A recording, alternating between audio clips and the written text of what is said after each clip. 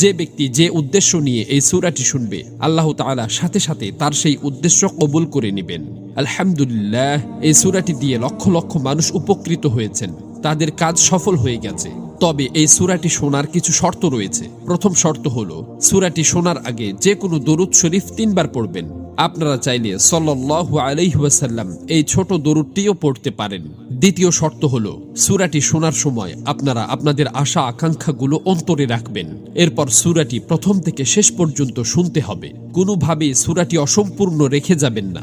যদি অসম্পূর্ণ রেখে যান, তাহলে আপনাদের কোনো কাজই সফল হবে না। এজন্য সূরাটি মনোযোগ দিয়ে প্রথম থেকে শেষ পর্যন্ত শুনুন। ইনশাআল্লাহ এই সূরা শেষ হওয়ার আগেই আপনাদের সকল কাজ ঠিক হয়ে যাবে, মনের সকল আশা আকাঙ্ক্ষা পূরণ হয়ে যাবে।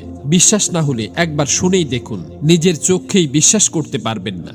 মহান আল্লাহর কাছে দোয়া করি, হে আল্লাহ, যারা পবিত্র কোরআনের এই সূরাটি শোনার জন্য গভীর আগ্রহ নিয়ে বসে আছে, আপনি তাদের সকল বিপদাপদ ও বালা মুসিবত দূর করে দিন। তাদের অন্তরে লালিত স্বপ্ন ও অপূর্ণ আশা আকাঙ্ক্ষাগুলো গায়েব থেকে পূরণ করে দিন। আমিন। কমেন্ট বক্সে আপনিও আমিন লিখে দোয়াতে শরীক থাকুন, কেননা কে জানে যে কার দোয়া কখন কবুল হয়ে যায়। তো চলুন সূরাটি শুনে নেওয়া যাক। أعوذ بالله من الشيطان الرجيم. بسم الله الرحمن الرحيم.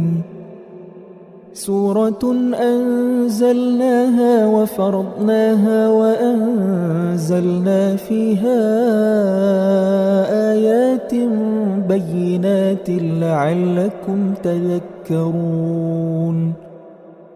الزانية والزاني فاجلدوا كل واحد منهما 100 جلدة، ولا تأخذكم بهما رأفة في دين الله إن كنتم تؤمنون بالله واليوم الآخر، وليشهد عذابهما طائفة من المؤمنين